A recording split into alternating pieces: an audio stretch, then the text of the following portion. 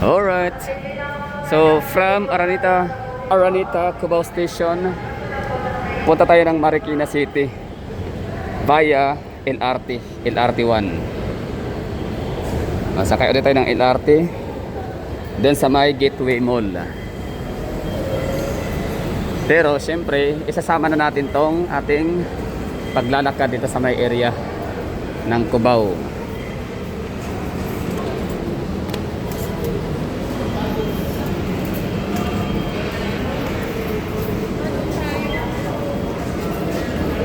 Okay, so ang Marikina City, ano siya, para siyang province feels. Nahihiwalay siya.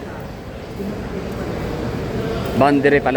Siya yung naghihiwalay ng ng Quezon City and Rizal.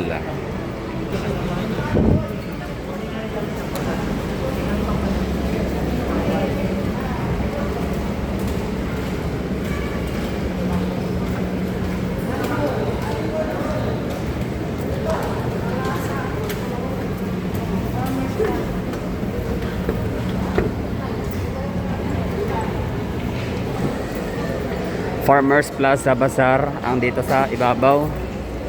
Sige, tingnan natin ng silip lang. Dito talaga yung natin daan papuntang LRT. Pero akit muna tayo dito. Na-miss natin to na lugar, no? Dito tayo namimili ng mga damit dati na mura lang, maganda na. Yan. Ganun pa rin, no? Mas lumawak yung area.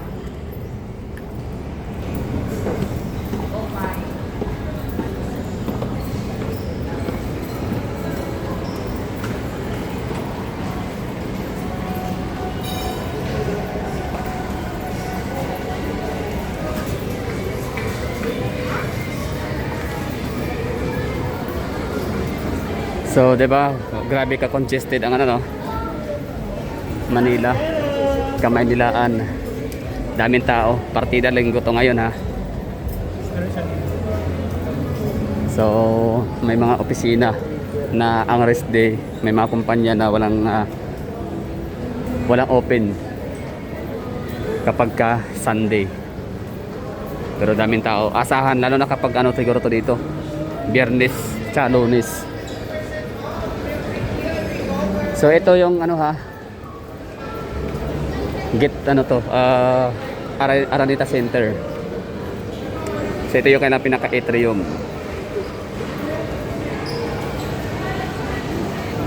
So meron sila bloodletting project, blood extraction area, blood drive.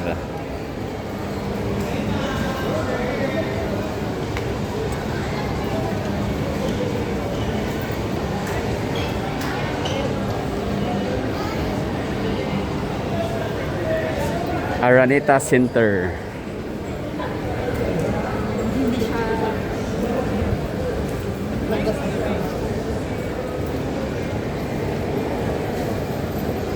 Dito ko unang napanood sila Sanderford. Ano pa sila nung araw? Has 5. Okay.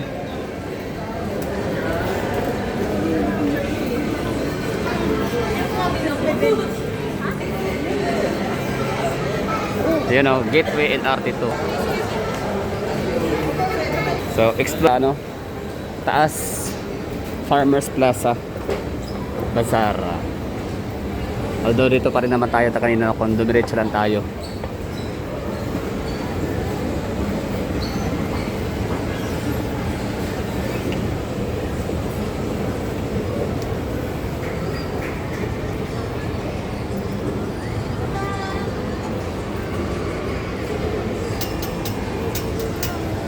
Okay. Farmers Plaza and Gateway Mall, for today's video. Dati kapag pupunta ka ng Gateway Mall galing sa Farmers Plaza, sa Araneta Center, mayroong tulay na makikita mo yung na bus. Pero ngayon hindi na, ewan ko lang makikita pa rin ba. Basta may mga kino-construct dati pero matagal na yun, 2017. Nag-hukay sila ng ano, parang magiging basement yata yun, car park, basta establishment. Makikita natin to ngayon dito. Sana makita.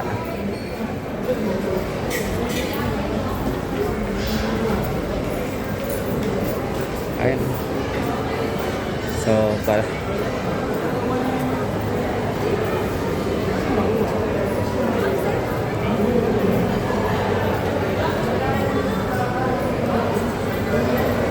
wala na. Ito na yung bagong hitsura. Ito yung tinutukoy ko sa inyo dati na area kung saan makakadungaw pa sana tayo sa labas. Pero ito na ngayon siya, oh. May regress na siya. Oh. Mukhang mall na talaga siya dati. Ano na ito eh, parang mga butik-butik area lang, no? Mas pinaganda siya lalo. So welcome to Gateway Mall.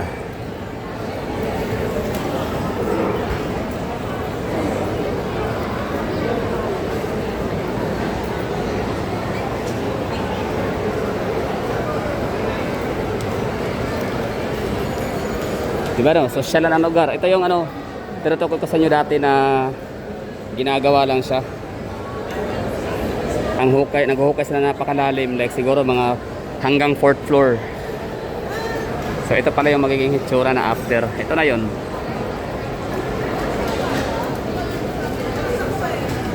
So ito na yung Gateway Mall. Gateway 2. Papunta na ng LRT.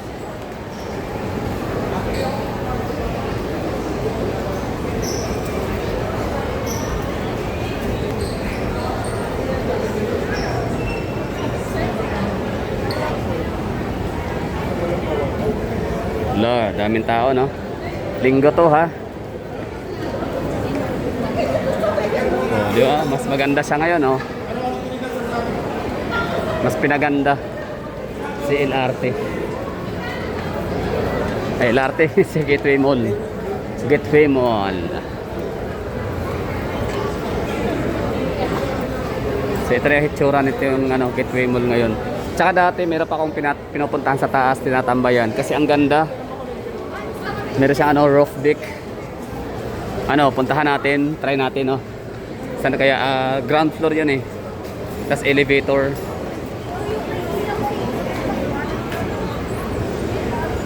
Tingnan natin kung pwede pa ba, hindi pa ba siya bawal.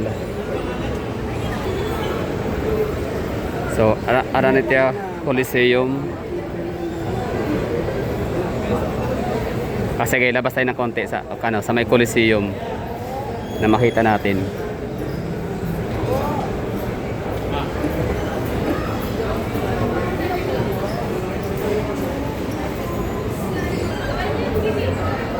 Diba, daming tao, no? Actually, hindi na pagtataka kapag maraming tao to dito sa area na to. Ibig sabihin, mayroong concert, no? May mga ginagawang concert sa Pilipinas. So, local and international. Minsan naman, basketball. So, sino kaya ang ano dito, no? Kaninong mga fans kaya to? Diba, daming tao, no? Okay, so ano, no? Wish Music Award. So, ano? Wish Music Awards.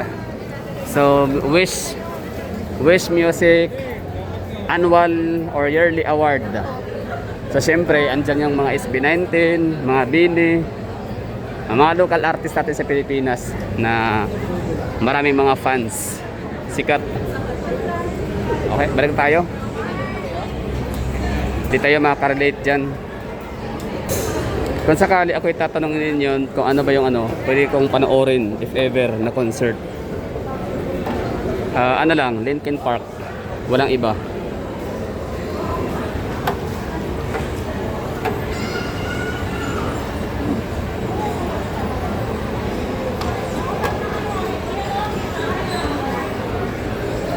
Kaso, ano na, no, malabo na yung Linkin Park kasi wala na si Chester.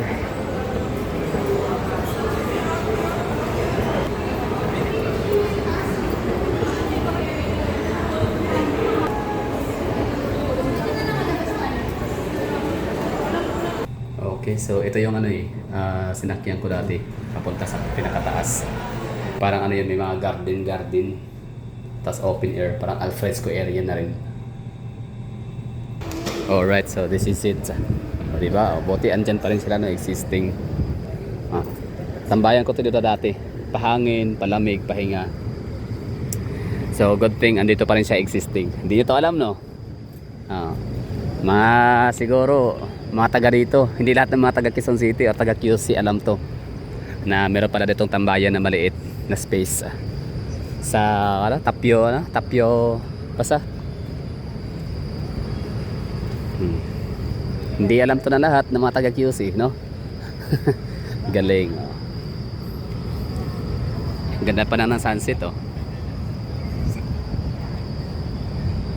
Ibis style. Ito yung ano, ito yung tinutok dati kapag ka dumadaan ka dun sa may ano, yung tulay na nagkukunik ng Gateway Mall and Araneta Center, ay makikita kang ano, madudungan mo tong kalye na yan dyan dati. Tapos meron silang hinuhukay na napakalalim. Basta ibaba niyan dati ano yan parang coffee project something. Coffee bin. Yan sa baba niyan dati, tapos park din siya no. Tapos dahil sa building na to, tinanggal yun no, tapos hinukay. Ayan, tinayuan siya ng building ng mas ano, gusali. Yan na siya ngayon. So dati kong tambayan, ngayon andito pa rin no, existing. Very good. Sarap dito magpahangin. Kaso nga lang may nag-iose. Smoking area na rin pala to dito. Gateway Mall.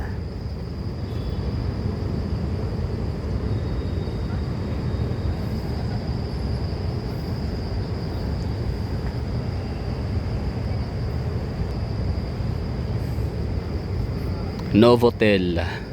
Okay, baba na tayo.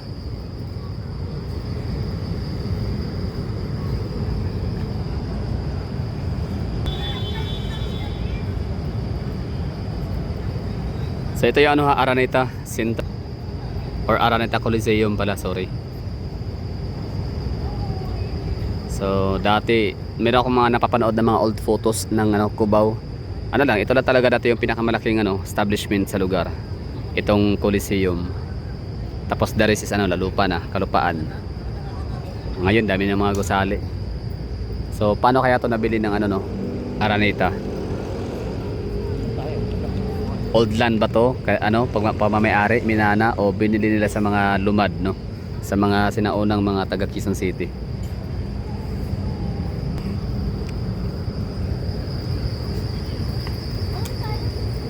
Okay, baba na tayo sa sakayan ng LRT.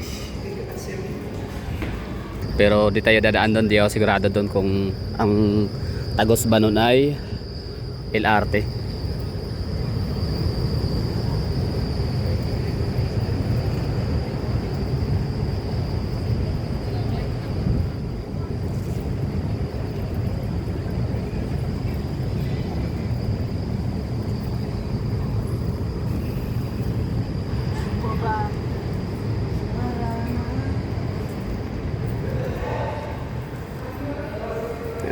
Talagang legit na gala. Daming alam na mga hideout. Hindi lahat yan kasi kung lang, marami lang nakakaalam na taga QC na meron pala ditong area na pwedeng tambayan. Ayun Topiary Garden. Ayan, pangalan. Topiary Garden. So kung alam na ng maraming mga taga QC na may tambayan dito sa taas, hindi sana punuan yan ngayon. Lalot Sunday. Okay.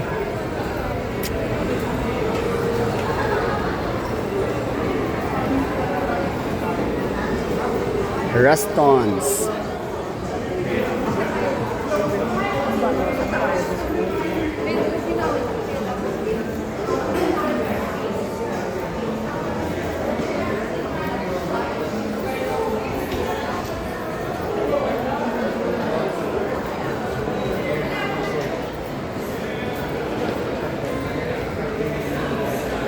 Speaking of share ko lang. Yung ano, yung babae, yung bata, nagpapanggap na estudyante na high school. High school uniform ang kanyang sinusuot dun sa may Mega Mall, SM, yung nag-viral. Actually, yung ganong ano, modus. I mean, hindi na talaga siya ganun ka-modus, pero common yan dito.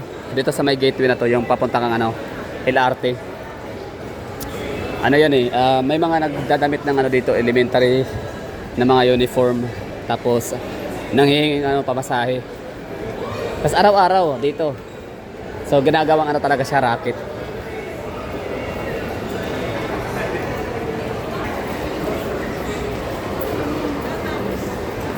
Mega World.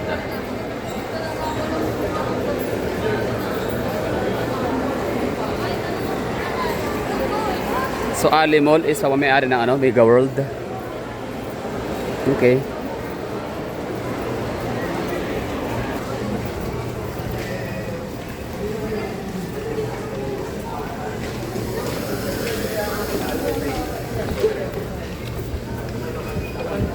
Yan, no?